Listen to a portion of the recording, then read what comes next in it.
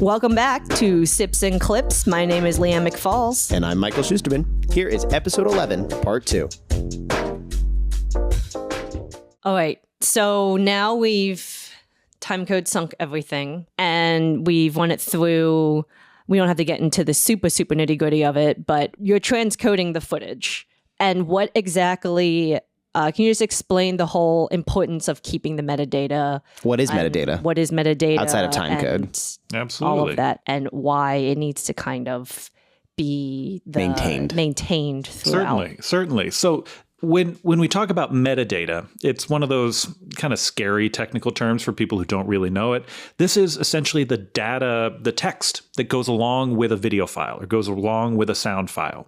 Because where the cameras are recording, especially sound recorders, have a great deal of metadata that the sound mixer is actually typing in using an app or using the mixer itself. And a lot of people actually already know what metadata is. If they look on their Finder and it says, when was the last day you opened this file? Yeah. That's metadata. That's metadata. If you tag it, so, in Finder, you can tag stuff red, green, blue. Yeah. That's you take metadata. A photo on your smartphone, it geotags your location. That's metadata. That's metadata. Metadata is just the data that is not, and like it's not pertinent to the file itself in the sense of like if you've got an image file, the data that's pertinent is the image itself. Everything else, metadata. Kind of like a sidecar file, in a way. Yeah. So this metadata we need to maintain as much of it that was captured on set as possible. The most important ones I find in dailies is scene shot take. And this is something that the sound mixers are usually punching in. So it'll be, scene 15, A, take 1, take 2, take 3. So when we do that jam sync process in Resolve, it merges the metadata of picture and sound together. So I have everything named now in Resolve based on scene shot take, which is exactly how AEs and editors want things named. How the camera names the files like A001, C003, blah, blah, blah, blah, blah, that doesn't really mean anything to anyone. So we want to make sure we at least have scene shot take. Everything else is kind of bonus to an extent. Sometimes you'll get the channel namings of different character names on different audio channels, which can be nice if you're trying to isolate a particular lavalier mic or something like that in the edit. Sometimes camera tell you what lenses they were shot on. What lenses, what white balance. What camera. I love it as a colorist because I can always go and check the receipts, as I call it. Right, if I see a shot that came in, I'm like, why does this look the way it does? And then I go in and check the metadata and be like, this something went awry here. And then we have to fix it. So maintain that metadata throughout is important. And then when you're making this, your transcodes and you're ultimately sending it off to editorial, that sidecar file that contains all the metadata is called an ALE file. Avid log exchange. Bingo. Yes. There we go. I was about to say that. You beat me to it. You did beat me to it. So that file is important because it's going to transfer all that metadata from dailies into Avid or into Premiere that you're using for. I think some people, it's an early mistake I see, but generally the transcodes that we're referring to, these base transcodes, these ProRes proxies, or for Lian and I's case mostly, which is DNX HD files. I actually don't know if they can even carry metadata. They carry some. Yeah. So they do carry what I would consider the most important metadata, which is tape ID. So your program can read the tape ID or real ID. And what I mean by this is a separate column that'll be in Avid or Premiere with a naming convention. Yes. So it's generally the original name of the camera file. The way I set it up in Resolve is to have it clone whatever that A001, C004, however the camera called it, that is the tape ID or real ID. Yeah. Which for anybody listening generally is that A001 means that it's camera A, it's the first card from camera A. C001 means it's the first recorded take from that camera card. And then it's like an underscore and then kind of a random letters of numbers and letters. Sometimes it represents the date plus some random letters. It could be camera serial number. Yeah, it could be all kinds of things. It's sort of like if you have a phone, you plug into the computer and then the actual names of your photo files, it might be like IMG underscore 1596. That's the same thing as like the tape ID for a camera. And the beautiful thing about way a lot of these modern cameras work is when you actually pull this camera card out and you hand it to your DMT, which is a new term I learned today. When you hand it to your DMT, it's really important that the DP or the first AC or whoever is on the camera department is incrementing that number from A001 to A002. Sometimes they forget though. So you end up with two A001s. So if that were to happen, if they weren't to have those kind of scrambled letters and numbers at the end, you could end up with two files that are the same name and cause a massive panic back at base. But because they do generally a little bit of randomization, it allows it to be just a bit different. Yeah, you always want every clip to have a unique file name. And this goes into the transcode process as well that we'll get into, because I'm utilizing a lot of those clip namings, and Resolve will do a thing where if two clips have the same name, it will overwrite. Yes. Wow. So you need to make sure everything has a unique file name to help preserve your amount of data. So the reason why it's important to have all these tape IDs and real IDs, like we've been talking about with timecode sync, everything's based on time of day. Yes. So it's on essentially a 24-hour clock, which is great for day one. But on a larger shoot, you're going to have day 2, day 3, day 4, day 5. You're going to have overlapping and mixed time code. So to go all the way back to the offline versus the online, this relink process, we have two main parameters, time code and tape ID. And between those two, we can identify and perfectly relink to everything. Any given frame on any given day. Correct. Every single frame of footage shot on a movie should be able to be identifiable by two numbers. If you're missing one of those two, you're in for a lot of heartache. Yes. If you're missing both, then God bless. Yeah. So once we get into the transcodes, here we go. Transcodes. This is just a dumb tangent, I just want to say, but real name, real ID, and tape ID are all the same thing. It's just three names for the same thing. Just anybody listening who's like, what's the difference? It's all the same thing. Also, people just call it tape. You'll have tape ID, real name, real ID. They all mean the same thing. Even though there are no real actual tapes anymore. There are no reels. It's all, So once we get all that metadata set up, now I'm ready to create the offline files, the cloud-based dailies, editorial dailies. There will be a color process as well, because we're now receiving all these lookup tables, the actual color that's being created by the DIT. What is a lookup table? So a lookup table is a file that is a color correction.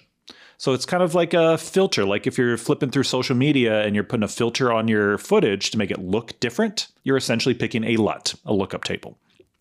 So these LUTs are the common file that's being used on every set nowadays to convert this low-con flat image into something that's more normal, correct. So I'm applying all of these lookup tables, all these colored transforms to every individual clip based on how it was derived from the DIT on set.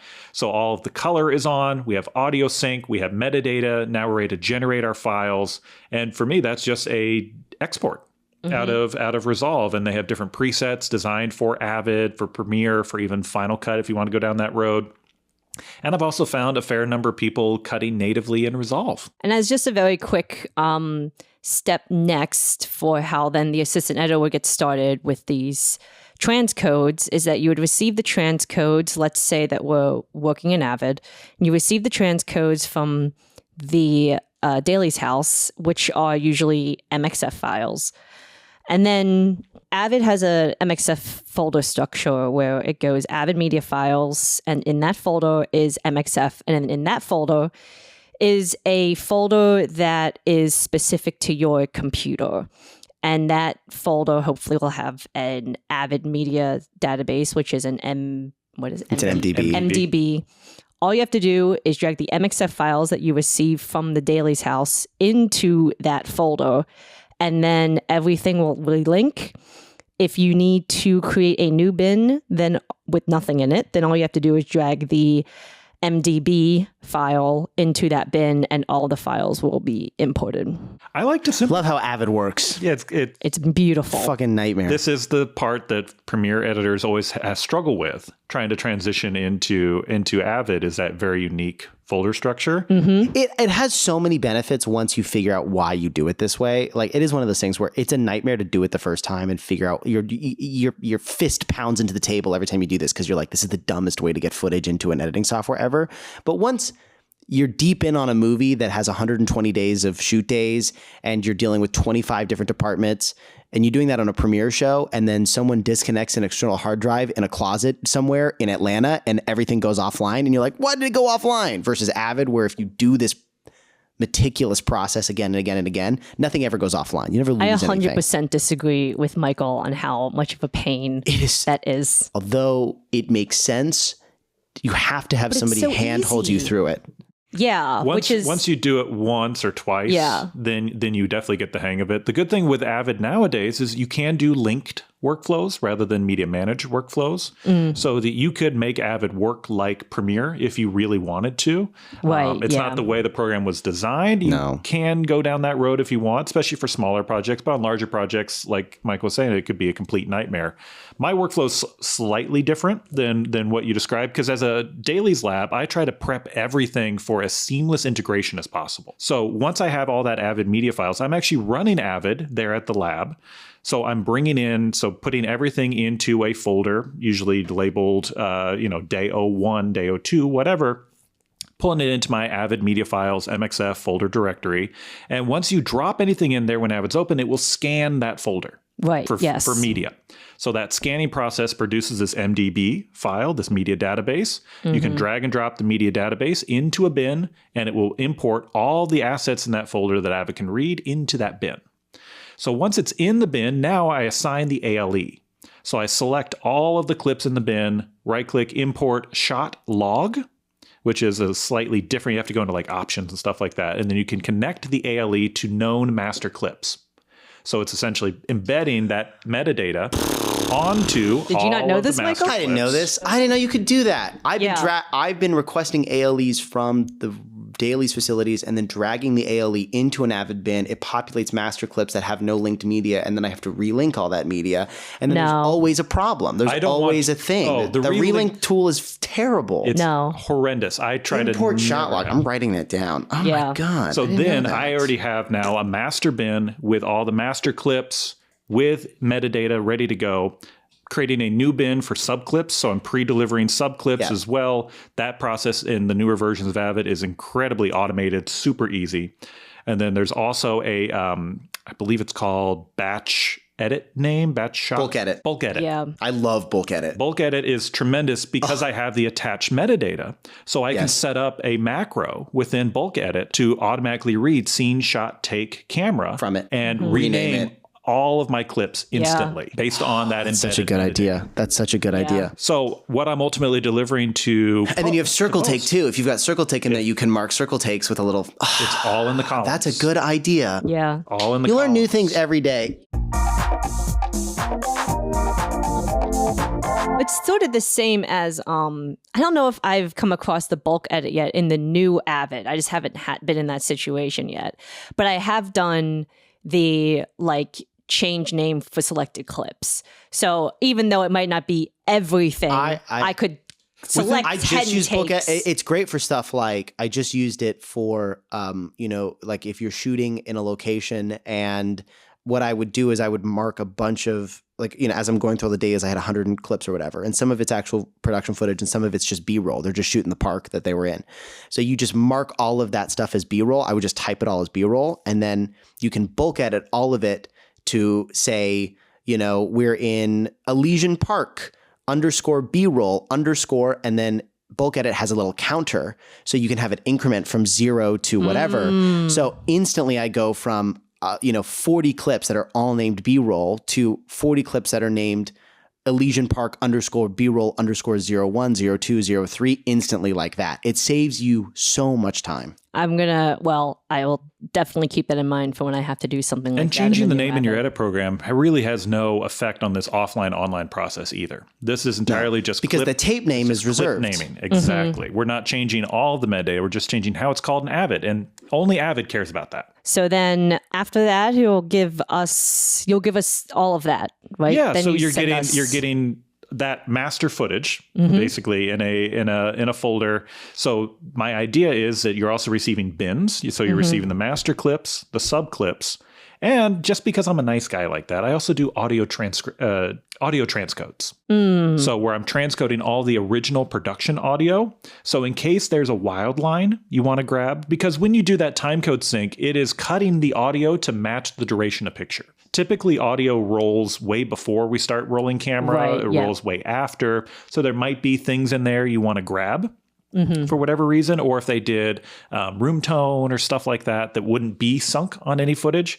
So I'm doing Avid transcodes for all of the original production sounds. So you're getting picture, you're getting sound, you're getting bins.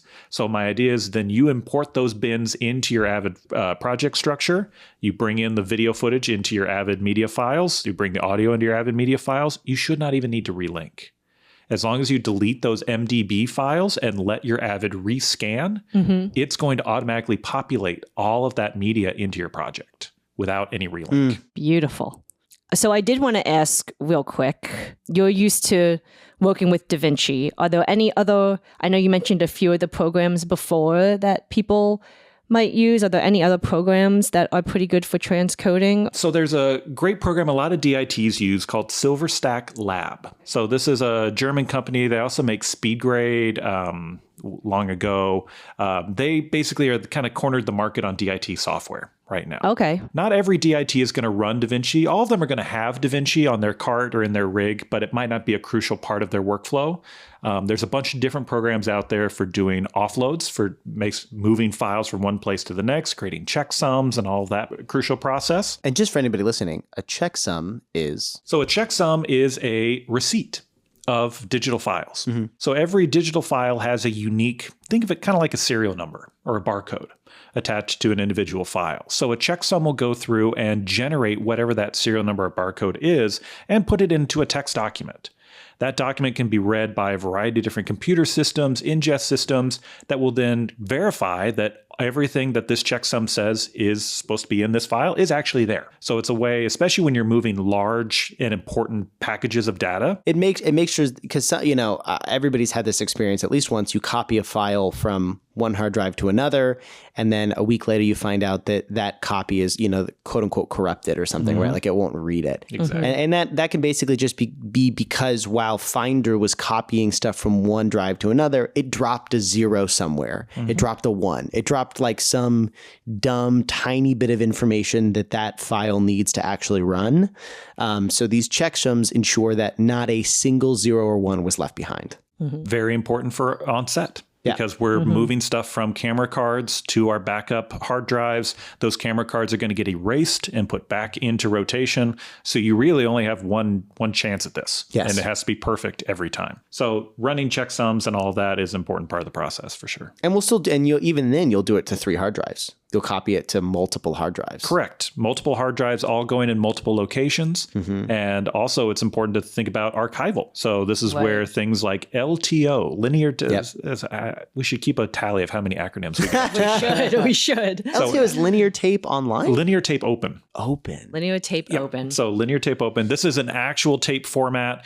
These data tapes, it's not just in the film industry. It's across all industries. Yep. That single, I think LTO 7 generation tape is about 5.4 terabytes that cost you $45. Wow. So you get really great bang for your buck. The thing is, the read write on them is terrible because it's actual tape running through a machine. So the idea is on our production footage that we want to keep forever, we can offload them to these tapes that can then sit on a shelf undisturbed for 30 plus years and maintain all of these files in perfect format. And I think still to this day, LTO is the longest, it will survive longer undisturbed than any other media file format. I think that's still the case. Like it's better than flash storage. It's better than hard drive storage. It's better than old celluloid. Like LTO is still to this day, like you presumably could lock it in a bunker for 1,000 years and pull it out and pull LTO files off of it. Those are the vaults under every movie studio here in LA.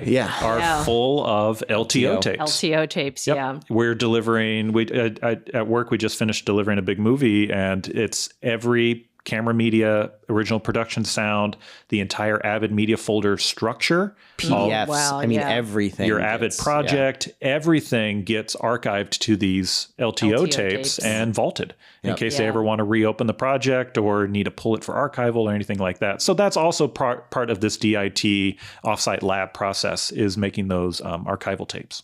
Awesome. So I wanted to jump ahead now, right? We're done editorial. We're done. We cut a movie. We've cut a movie. We're locked. We are ready to move on to the finishing stages. Let's skip the boring part. And now... All right, Jason. All right.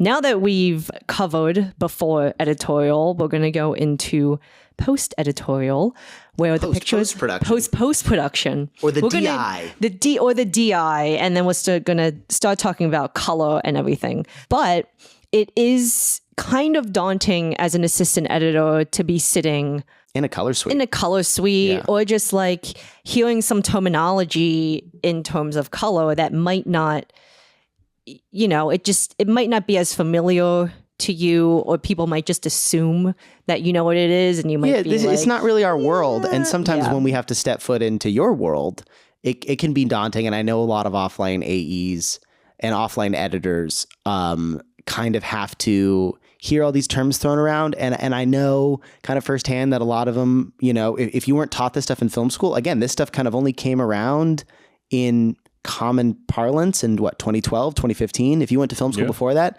it's kind of hard to learn this information. So I think it'd be good to kind of go over a few kind of just basic terminologies and get kind of a baseline for everybody to understand what's going on. Yeah, I think that we can go through these kind of quickly, just give a very quick explanation, and then we'll dive a little bit deeper because we'll talk about turnovers in terms of turning over to color, turning over to DI, and Jason might be using some of this terminology, so we just kind of want everybody to sort of understand what he means. More acronyms. Flash questions. So Jason, what is a color space? So a color space is the amount of colors present in whatever it is you're looking at. Because we're dealing with a variety of standards, let's think about like your TV at home. Your TV at home is using what's called Rec 709, which is a color space that's been around since the 1960s, believe it or not. Wow, really? As great as you think your TV is, congratulations, it has the same number of colors as a TV did in 1960. So not that great. It's been around forever. It's garbage. Everyone kind of universally agrees it's garbage, but everyone universally agrees that it's a standard. Yes. So that's why we end up using Rec 709 most commonly. There are other color spaces out there that then expand on that, have more colors, like what you'll see in theatrical, what you'll see in HDR at home, which is a whole different color space as well. What your phone or tablet can do, that has its own unique color space. So all these different display devices have limitations, and it's on us, in particular the DI and Final Color, to work within those limitations to make sure whatever you see on our screen matches to the best extent across all these different displays. So is HDR an expanded color space? Is that really what it is? It is. Oh, it's just a bigger triangle. It's utilizing more of the triangle. So the triangle, we should also cover that. What are the triangles? So the triangle, this gets into with this idea of the CIE color map. So there is a big map out there of every color visible to the human eye. Which was generated in like the 1800s or there's something. It's really old. It's been around a while. It's really old. Correct. It's like a physics thing. Yes. And so when we talk about the triangles, we're dealing with triangles within that map of all colors visible to the human eye. Rec 709 being the smallest of them. Slightly smaller is sRGB, which is our color space for phones and tablets and computers. Smallest sRGB. Rec 709, slightly larger, minor variations on sRGB. Next one up from that is DCI, Digital Cinema Initiative, also known as P3. This is our theatrical color space. It's what a lot of OLED TVs are these days, right? Is DCI? They approach P3. They get close. Exactly. And this is one of the things when you're looking to buy a TV, what separates the $300 model from the $3,000 model. The image might look great, but how many colors can it actually show? And just the triangle, clarify me if I'm wrong, is the reddest red, the greenest green, and the bluest blue is generally the way that I've been told it is, and that's how it creates the triangle. Well, the triangle, really, I think of it more of like a corral. Okay, where the colors are living. You're setting up a fence. You're setting up a fence within all colors visible to the human eye. How big is that fence? How much area do you have to roam? Because for me as a colorist, this is the playground. So we have to define where that playground, how far can I push red? And how it's far between can I push 3 green? points. Basically, yes. Yeah. And that's what creates the triangle in red, green, and blue. And obviously white point, the combination of all three is somewhere there in the middle. So P3 is slightly larger. Most of our TVs, nicer TVs, can hit P3. Cinemas are all hitting P3 when you see a DCP, another acronym, Digital Cinema Projection Package. That is nearly every time going to be in P3. And HDR. When you see Dolby Vision at home, when you see HDR10, those right now are in the P3 color space. Okay. So that's when you watch something in HDR, you're seeing colors that you're not used to seeing. Yeah. Because we're so used to seeing Rec 709. Now, the next step beyond that, the future of color space, is this Rec 2020. Yes. Which is the biggest triangle we have seen to date. Currently, very few extremely expensive professional color reference monitors actually hit true Rec 2020. But the idea is in the future, that is going to be HDR. So there's like an $80,000 Flanders Scientific that hits Rec 2020 or something? Yeah, that they keep in a lab, and it takes 20 fans to power it. Wow. And Burbank dims slightly when they turn it on. But yes. The entire city of Burbank. Oh, that's what that was the other day. Yeah, they must have fired up the Rec 2020. Just to get to the colors that we can normally see. And we're not even there yet. Wow. There's no color space. There's no display on Earth capable of reproducing all those colors. Wow. But hey, we've been watching TV and movies. We all got into this industry for one thing or another. Yeah. So absolutely. What is gamut versus gamma? So for gamut and gamma, this is our way of identifying where color and exposure should be falling. So gamut, G-A-M-U-T, goes very much in line with what we're discussing with color space, is the amount of colors present. So gamma and gamut are typically things found in camera. And so these are things I'm discussing as a DIT or offsite lab with the cinematographer of how you're setting up your camera to record. So gamut is the amount of captured colors in camera. So from a colorist perspective, I want as much of that stuff as possible. More colors captured in camera means more flexibility. So these in-camera color gamuts, different than color space, those go way beyond Rec 2020. So the cameras themselves are capable of capturing so many colors, and even certain cameras that are in what's called ACEs, which I think we'll talk about later on, a different color encoding system, are actually capturing theoretical colors. I was going to say, so that we can't see. what this makes sense, because I have seen triangles on this CIE chromaticity chart that go beyond it. So what you're telling me is my Alexa, I don't know an Alexa, but if I was shooting on an Alexa, it could capture a color that I literally could not see. Correct. We have the technology. Wow. Terminators are next, but we have the technology. But where this then imparts into the post-production process is, as a colorist, I have all those colors to pull from. Yeah. Right. I'm it into your corral, your smaller corral. I'm working within a defined color space. It's great to have all these extremities. Gives me more flexibility, but at the end of the day, I'm delivering for that tiny triangle. And a LUT can be a quick way of basically taking something that's in this larger corral and converting it to Rec 709 to one of the smaller ones. That's the big technical benefit of a LUT and why we use it, because it's an easy one-click solution. But once we do that, pull all that down. Clarify me again if I'm wrong. If I bring that stuff down to Rec 709, I'm throwing away a bunch of information that I'm not using, that I don't need. The LUT is a one-way street. Yes. So once you apply it, it is a funnel. That's what we were talking about earlier about baking and color. Yes, we are funneling all of that down into our small color space. And it can't go back out. It cannot go back out at that point. So the LUTs can be very tricky and dangerous. They're very helpful for the stuff we were talking about with dailies and being able to do quick conversions, for proxies, for just temp, for previs. But for final color, I rarely, if ever, use a lookup table in my color process. Really? You because do everything. It is so limiting, and where you put it in your pipeline can really affect what you're able to do either before it or after. So you never end your colors with a LUT on your node tree or anything like that? I mean, lesser colorists do, sure, but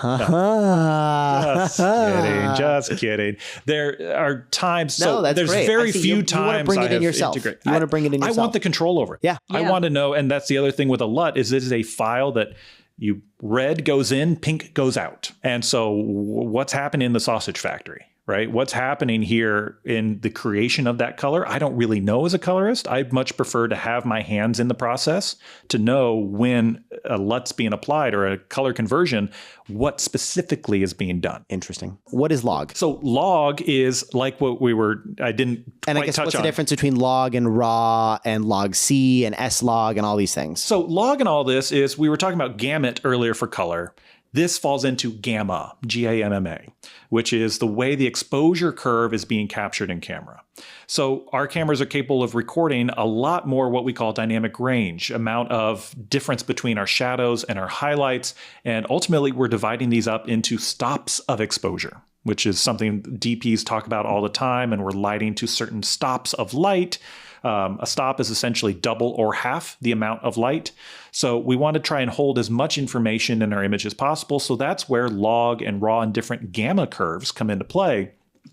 What it's essentially doing is taking what used to be a linear image. And by linear, I refer to you pull open your camera app on your phone, you're looking at an image. Congratulations, that's linear. It's treating dark and bright equally. It's a normal looking image. Yeah. In terms of a 0 to 100 scale, black is 0, white is 100. Log now we're going behind the curtain. We're starting to manipulate things a little bit. We're bending that linear line into a curve. Into a logarithmic curve. A logarithmic curve where we're holding more detail in shadows, because that's where regular footage normally falls apart, is in our shadows.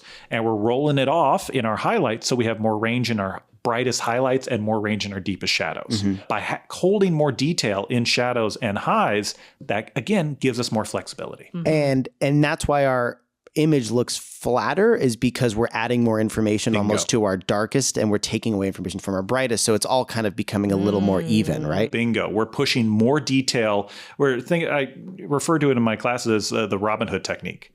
We're stealing from the rich and giving to the poor. Yeah. That's a great way of explaining that. There we go. I love We're taking all of that information from the areas we didn't really need it before and redistributing it into the highlights and the shadows to help bring more detail into that to give us more flexibility in post. What is the difference between raw and log? Raw contains log. So raw, I think of as the top of the pyramid right now. That when you record in raw, you're essentially bypassing a lot of the camera's internal recording mechanisms and baking ins of things like white balance or ISO or different kinds of techniques.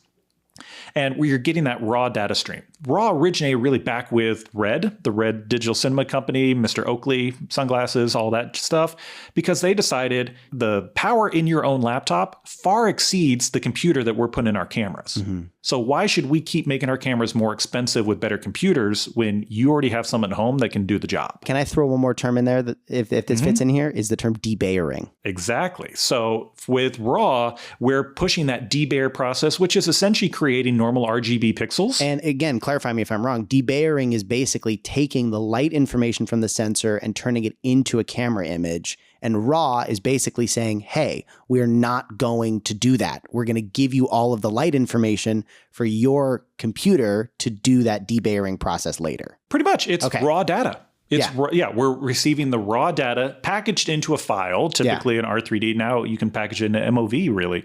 And then you're forcing a post-process on this footage. I see. It has to go through this debayer process to pull all that data together to give you a real image that you can start to work with. So that's happening during our transcodes for dailies.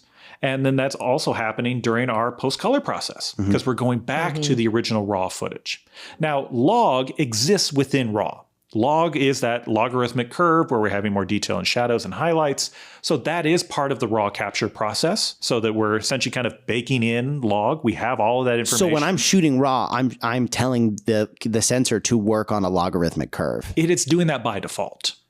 And when you assign a log curve to it, you're essentially remapping that raw into whatever type of curve you want. It could be linear. For all you care. You could map it into a Canon log curve or a Sony log curve or anything like that. RAW just gives us all that extra flexibility. Now, granted, file sizes are going to be higher. Playback's going to be more limited. You're going to need that debayer process. You pull in a RAW file on your laptop, hit play. Good luck getting true 24 frames per second playback. So there are a lot of technical considerations that go into it. But from a colors perspective, I always push for raw under all circumstances. And that Sony log, that's Canon log, that's what we were talking about earlier as like C log, S log. So S log is Sony log. They're proprietary gamma formats specific to unique cameras, where the camera manufacturer has designed their own curve to help maximize what they feel is the potential of their own sensor. So you have companies like Arri and Canon who've been making cameras forever that do a really good job of it because they really know their sensors. And then some of the newer kids on the block, like Red, like Blackmagic, like DJI, they're still kind of figuring it out. Yes. The thing with these gamma curves, especially with RAW, is we're one firmware update away from a new log curve coming out. Wow. And an entirely new camera almost. All right, last two questions really quick. What is color management and what is lift, gamma, and gain? So color management is how we are working with the different colors and color space, because we've talked about the amount of captured colors in a gamut and how we're defining them within to a particular color space. Color management is the tool within your color program that's helping to automate a lot of this process for you. So for color management in DaVinci Resolve, I've been using for the better part of 10 years, as one of kind of the early adopters of it, is this ACES Color Science, the Academy Color Encoding System. So the Academy, the Oscars folks, they put together this unique color management system where it's essentially a giant color space that goes way beyond the amount of colors visible to the human eye. And they have specialized encodes. So you can designate and say, hey, my project was shot on a Sony Venice. And it will map all of my Sony Venice footage into this massive color space called ACES. So that gives me tons of flexibility and really helps me as a colorist, because the project could be shot on Canon, like a C300, and it will map C300 into that same color space. Red, Arri, you name it. It's great for mixing formats, and it allows me as a colorist to move between projects, and all the footage behaves the same. And if you have multiple cameras, you can get it all to the same. You can get it all in the same sandbox. And then on the output side, you just designate whatever your deliverable is, whether it's Rec 709 for TVs or P3 for cinema, whatever, and it will scale it down for you as well. So tools like ACES are color management. Lift, gamma, gain is our number one backbone tool of color correction.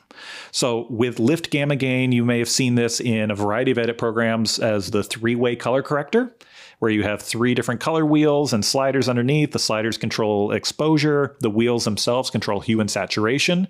And they're broken into three quadrants of the image. Lift being shadows, gamma, midtones, gain, highlights. So highlights, mids, and shadows, and we're able to manipulate the image in those three quadrants or tie them all together. There's sometimes a fourth wheel there called offset, which is the entirety of the image. But lift, gamma, gain is how I'm manipulating color and exposure across the image. So then we'll back up a little bit and just explain to us, when you're doing color or DI or both, what are you looking for from the assistant editors? What kind of files do you need, and what is the purpose of these files? Perfect. So when we're getting into starting the color process, my first point of contact really is the AE, because they're the person who's going to get me what I need in order to get started on the conform, on that offline to online process. So this is typically called a turnover, just like you would do turnovers for sound department, turnovers for visual effects, for composer. Color is also in that needs. So for a color turnover, typically I'm going to get a bin, usually a sequence of the locked cut. If you're in a feature, it'll probably be in reels or acts. For a short film, music video, something like that, usually 30 minutes or less, I just say do it all as a long play.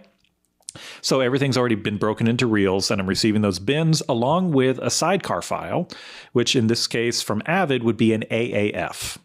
An authorized authorship format, something like that. I almost stumped him. AAF is always hard. It's a weird Allied name. Air Forces. Advanced Authoring Format. That's what it is. Advanced Authoring Format. There we go. So this AAF file is embedding all the information from that sequence, not just the clips themselves, timecode in, timecode out, but also some filters and effects like opticals. Like reframes, resizes, speed changes are also included in that AAF. Certain other filters and effects will be included as well. But more importantly, things not included like any type of title tool generation, any type of stabilization, any other kind of fancy editorial effects. Morph cuts sometimes will carry through, but more often than not, they default to a cross dissolve. So you'll have certain transitions embedded in that AAF as well. Now, the big thing for color is that AAF is going to be what we call a link to AAF, because you can also generate AAFs in Avid that embed media, which is great for sound. A terrible idea for picture, because the files are going to be massive. And even then, remember, you're working off the offline proxies. So all that stuff that you see in your Avid, I could care less about, because I'm going to replace it with the high quality camera originals. The online media. Bingo. So we have the AAF. If you're coming from a Premiere world, this will be the Final Cut Pro XML instead of the AAF. Same idea, exact same end result, just a different file format based on the software. Do you take an EDL as well normally in your process? So the EDL I'll request as a backup. So the EDL, the edit decision list. So you prefer an AAF? Correct, because the AAF will carry through all the opticals, all that kind of stuff. The EDL carries even less. Yes. I think it's also useful to note that this is the way that Jason, as a colorist, likes to receive his files. Everybody's different. Everybody's different, though. There are colorists that might just want an EDL, and maybe they don't want an Avid bin. Maybe they want an EDL and an AAF. But this is the way that Jason likes to receive the files. And Yes, my new school technique. I can usually kind of date a colorist in a post facility based on their turnover request. I think most turnovers I've done for my shows, I've had to deliver 11 video tracks, 11 video EDLs. I've done that before. I think almost everybody, I still ask for that. Like they want opticals on track 2 through 4. They want VFX on track 6 through 8. An EDL, for anybody listening, is an edit decision list. It's literally a text file that has this real name and the time codes that we referred to earlier and a list. That's all it is. And it's only true for one video track. Yes, you have to make them for every video track. Yes, the AAF or XML will embed however many tracks you have into a single file. Yes. So my perspective is, if all of that's included in the AAF, and it's quicker and easier for you to do in the AAF, because also when you start breaking apart things into organized tracks like that in your edit, mistakes can happen. Yes. Right. And I'd prefer to keep it as clean as it came, as it was just from the editor. Obviously condensing down as few video tracks as possible. Don't just have your stuff spread out over 20 random video tracks with no rhyme or reason. So everything kind of clean, consolidated, and organized. But the individual EDLs, there's nothing wrong with it. That will get you to where you need to get to. I find it's also just ends up being more work. More work for you guys, more work for me, compared to the AF. So we have our turnover main doc. I'm also getting a reference video with timecode window burn for your actual sequence. And then if possible, the timecode burn for the source clip, including that tape ID, source timecode. So it's, for me, just a visual reference. Sometimes we call these confidence checks too, when we send them back and forth. We're here's our check that we're confident on what, this is the video, so you can be confident that this is what this is supposed to look like. Exactly. So once I have all those things together, I'm bringing in that AF or XML into Resolve. The online process is very easy because I already have all of the online high-res footage in a bin within DaVinci. So when I bring in that AAF, I just point it to the bin that has the online footage, and it automatically relinks the entire sequence. There is no clip by clip. But sometimes it's wrong. Sometimes you got to check it. Sometimes it absolutely Resolve does weird stuff sometimes. You cannot blindly rely on an AF or XML. You always need to check it when you bring it in. And for me, that's where the confidence checker you were talking about, this reference video comes into play. Yep. So my particular workflow is I will put that on a higher video track and set the opacity of it to 50%. And so then I'm doing either a real-time watch down, or if I'm really pressed on time, start frame, end frame for every clip to make sure it perfectly matches to that reference video.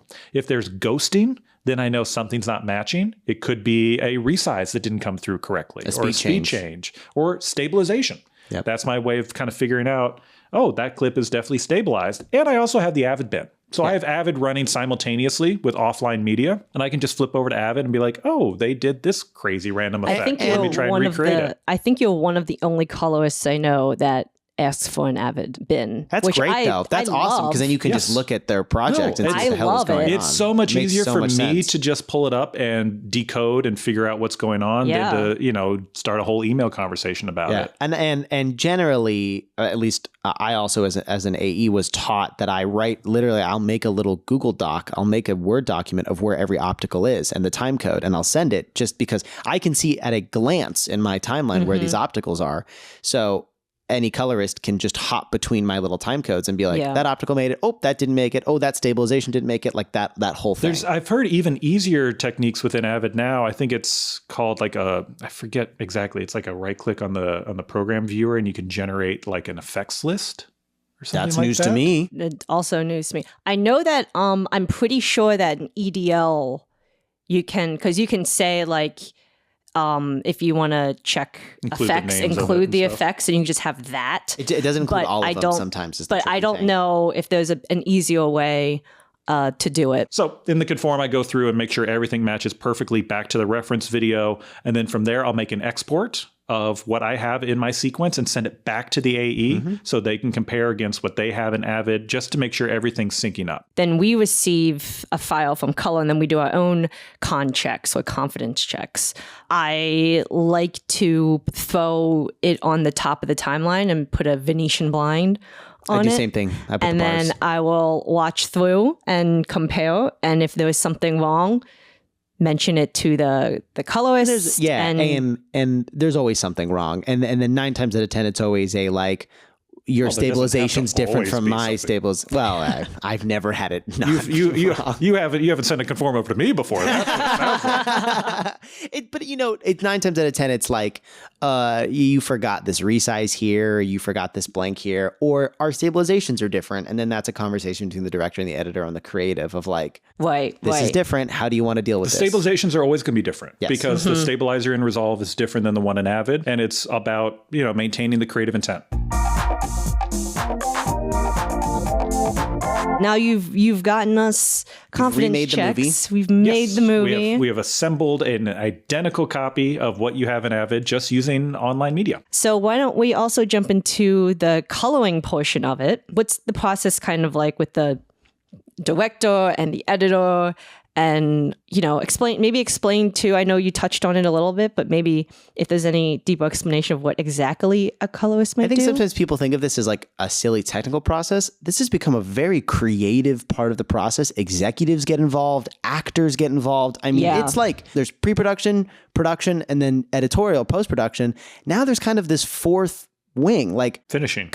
Finishing is it is not just a slap a LUT on, slap a color on, we're good to go. Everyone's got an opinion. It's an insanely creative, collaborative part now. And it's become that because of the flexibility in camera. And because the cameras have gotten so much better, I don't think it necessarily was at this point, let's say 10, 15 years ago, that it was more of a slap a LUT on it type of approach. And having worked with a bunch of old school DPs, their idea of color back in the days of film is they had red, green, blue. Color timing. Color printer lights. Yes. Where they could do a point of red, a point of green, a point of blue, and that's all they could adjust. Yep. And now we have so much more flexibility, and the cinematographers understand the tools available and are making choices on set knowing that these tools were going to be available to them later on.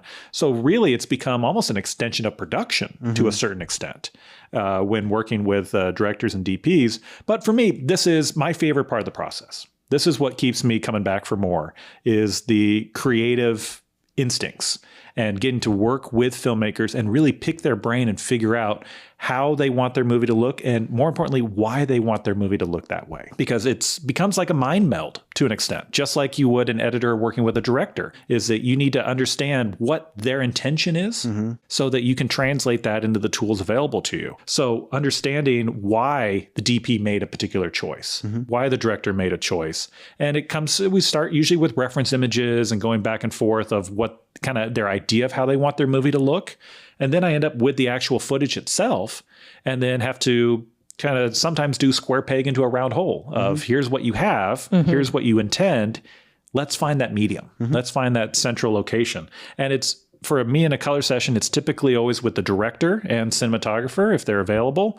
Sometimes a post-production supervisor will be there to kind of oversee the process, typically not with any creative input, just to make sure I don't start, throwing things in the room, I guess. I don't know.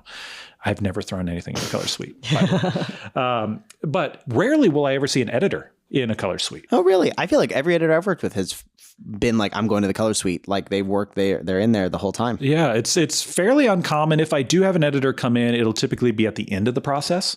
Maybe when we're doing final watch downs or notes and things like that, little last minute tweaks. But it's mostly a director DP. And then even depending on how involved the director wants to be, sometimes they'll fall off too. Yeah. And I'm working more directly with the DP on a lot of this kind of stuff. I imagine once you set looks, like the term for it, once you set looks for a scene, a lot of that can take care of itself from a director's point of view. So let me broadly set the workflow here. So first step is coming in for a look setting. So this will usually be a 1 day, maybe even a half day, depending on the length and the complexity of the project, where I'm sitting with the director and DP, and we're looking at the raw footage. We're developing it. I'm pulling up the proxies, showing what their LUT look like as inspiration, and we're creating looks. Typically on a movie, I'll spend time like on a wide shot or a master or something like that of each scene to set a look for the scene, and then I save it into a gallery of stills. So we'll do that for every single scene in the movie. So by the time that look setting is done, I have a gallery of some 300 plus color graded shots. Of what the movie's supposed to look like in each scene. Exactly. So then I send them on their merry way and we'll work solo on most of these projects. It really kind of gets into budgetary consideration, stuff like that, how much of this happens or when and where. But I prefer to just work solo for 2 weeks, where I'm working off of those graded stills and going through every single shot in the movie, referencing those stills that they liked and approved and getting everything balanced. I'm spending the time going back and forth from 2-shot single, 2-shot single, 2-shot single, make sure everything matches and feels cohesive, that there aren't any color bumps, the correction side of color correction. Right. Yeah. So going through the entire movie on my own till I have a fully finished, fully filled kind of colorist first pass. Then everyone comes back for reviews. And I find that's just a much more efficient use of their time as directors and DPs. So they're not just sitting there watching me click on stuff for 2 weeks, which sometimes can slow down the process too, because then we start to get into notes when it's really more about initial builds. So when they come back, we'll do our full review sessions. Sometimes those are a day, 2 days, 3 days, really depends on the speed at which we start working through things. And then, we're just into further reviews. Typically, we have to shut down for a period of time because of visual effects. Because for color, it is possible to start color grading on the original base plates. So the pre-VFX shots, how it came out of camera, just to kind of set a look. But depending on the complexity of the VFX, you're probably going to need to see the final shot dropped in with final color. And it, depending on, I've done stuff with big CG characters before. Color works differently on CGI assets. It's a completely different ballgame. You can't even estimate how it should look until you see the final thing in. So depending on where the movie is in terms of visual effects, sometimes we'll have to come back and do a session later on to do a final polish. But then I always like to be the last stop of post. So color usually happens pretty early on in the finishing process, because I like to be pretty well done before they get into sound, before they get into sound mix. Okay, so that we have a pretty well graded movie they can watch on the stage. That I can send to the sound mix stage. Exactly. And I'm just dropping in VFX as they come in. So then the sound mix is done. I bring that into my session. We have final color, final VFX, final sound, final titles as well. Titles are coming in at various points. And that's our final watch down. And I'm playing it straight out of DaVinci. If they want to tweak color on a shot, we have the power. And then our color facility is generally the ones that make that final DCP that you were talking about. They send it out the door and a movie's done. And then a movie is done. Exactly. We've gone through the whole process. Full finishing and deliverables right then and there. Yeah. So speaking of finishing, we got to finish this episode. Let's finish up this episode. Oh, wrap it into a DCP. We'll J2K it out of here. Yeah, sounds good to me. Well, thank you, Jason, so much for coming in and talking technical. Thank you for walking through the entire production pipeline. Yeah. Talk technical with us. There's your professor lecture in 3 hours. 3 hours. There we go. I got 3 classes coming up this week. I'm just going to regurgitate what I just told you. Beautiful. Exactly. Everyone stay home. Here's the episode. I was going to say, you don't have to be a professor anymore. Just send them the episode. There we go. Work from home. Thank you for listening to this episode of Sips and Clips. We'll catch you next time. Bye-bye. Bye. Since we're coming up to the end of the year, we'd like to give you, but mostly us, a break.